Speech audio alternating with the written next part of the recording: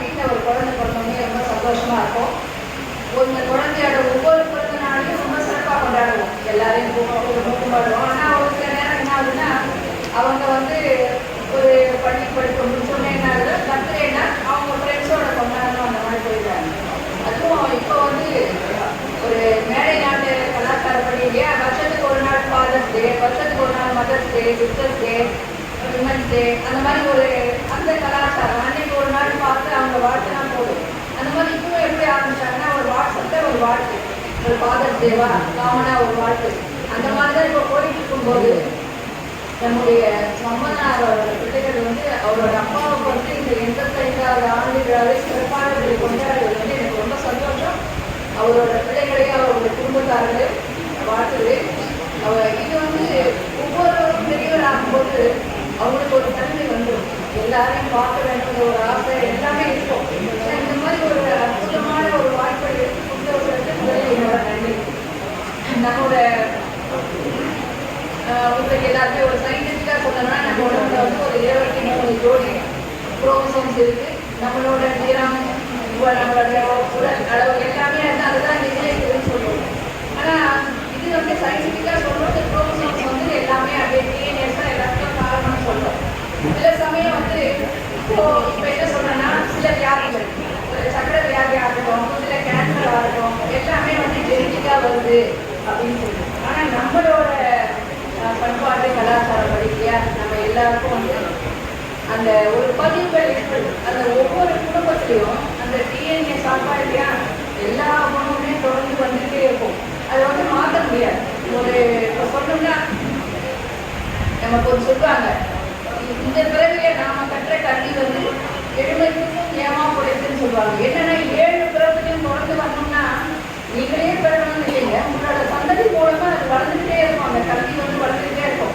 இன்னைக்கு வந்து அவரோட பிள்ளைகள், மகள்கள், அவரோட குடும்பம் எல்லாம் நல்லா இருக்காங்கன்னா அது வந்து அவரோட அந்த அந்த டீம் தொடர்ந்து தான் சொல்லணும். அது மாதிரி இப்போ ஒரு ஒரு மகான வந்து நான் ஒரு நாளைக்கு முன்னாடி சந்திச்சேன், ஒரு 25 வருஷத்துக்கு முன்னாடி. அப்போ அவர் என்ன சொன்னாரு, இந்த படிப்பை பற்றி பேசும்போது சொன்னார், இந்த குடும்பத்தில் யாராவது டாக்டர் சேர்ந்துருக்காங்க? இல்லை இல்லைங்க. அப்போ சொன்னார், யாராவது சொந்த இந்த மருத்துவர்கள் இருந்துருப்பாங்க. அப்போதான் நான் சொன்னேன், அதை வந்து நாங்கள் பெருசாக நினச்சிட்டேன். ஆனால் எங்கள் பாட்டி வந்து அவங்க இருக்கிற கிராமத்தில் மந்திரம் போடுவாங்க, ஸ்கூல் எடுப்பாங்க, அந்த மாதிரி பண்ணுவாங்க. அதுக்கப்புறம் வந்து அவங்க எதுவும் காசெல்லாம் வாங்கினது கிடையாது. இன்னைக்கு நீங்கள் வெயிட்டின்னு சொல்கிறீங்களே, அதுக்கப்புறம் பேர் அதான். அப்போ நான் சொன்னப்போ சொன்னார், அந்த ஜெனட்டிக்காக வந்து யாராவது உங்கள் குடும்பத்தில் வந்து அந்த மருத்துவர்களோட சம்மந்தப்பட்டிருப்பாங்க. அதனால தான் அந்த ராசி வந்து இப்போ உங்களுக்கு நீங்கள் தொடர்ந்து வந்துருக்கு. அதனால வந்து நீங்கள் படிச்சுட்டோ நீங்கள் புத்திசாலிக்கு பெருமைப்பட்டுக்க வேணாம், அன்னையோடு இருந்துட்டேன். நம்ம வந்து நம்ம இப்போ படிக்க நம்ம இருக்கிற நிலைமை எல்லாமே நம்ம முன்னோர்கள் அந்த மாதிரி வந்து நாங்கள் வந்து போதும் ஒரு செயல் ஆரம்பிக்க வேணும்னு நினைச்சப்பவே வந்து எங்களுக்கு முக்கியமையாக இருந்தது சம்மனார் ஐயா தான். இப்போ நீங்கள் எல்லாரும் வந்து இப்போ சேவையில் வந்து பேசணும்னா ஒரு 5 நிமிஷம் பேசலாம், 10 நிமிஷம் பேசலாம். அதாவது விஷயத்தோட பேசணும்னா எல்லாரும் தருவாங்க. ஆனால் ஐயா அவர் வந்து தொடர்ந்து 8 மணி நேரம் 9 மணி நேரம் இல்லை தெளிவாக பேசிக்கிட்டே இருப்பாரு. அதுலேயே வந்து எந்த தடங்களோ எதுவுமே இருக்காது. அவர் பெரும்பாலும் வந்து அவர் 8 நான் பார்க்க நிறைய மேற்கோள் சொல்லுவார். எனக்கு ரொம்ப பிடிச்ச விஷயம், நம்மளால தேடி தேடி எல்லாம் வைக்க முடியாது.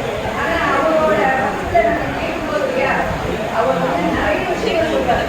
இதுபோல மேற்கோள் நிறைய மேற்கோள்கள் அதை அவரோட வகுப்பு கேட்கறதே ரொம்ப சந்தோஷமா இருக்கு. அது அந்த மாதிரி ஒரு திறமை அவருக்கு ரொம்ப மனத்தோடமா எல்லாமே சொல்வார். இன்னைக்கு நீங்க எல்லாருமே வந்து அல்சைமர்ஸ் ஒரு டிசீஸ் பத்தி கேள்விப்பட்டிருக்கீங்க, மறதி நோய். வயசானா மறந்து போகுது. எல்லாருமே என்ன சொல்றோம், இடையிலானா டீச்சர்ல உட்காந்துணும் எல்லாமே மறந்து போயிடும் அப்படின்னு சொல்றோம். ஆனா அது மறக்காம இருக்கிறதுக்கு ஒரு வழி என்ன தெரியுங்களா? இன்னைக்கு சொல்லியிருக்காங்க, சயின்டிஃபிக்கா கண்டுபிடிச்சிருக்காங்க.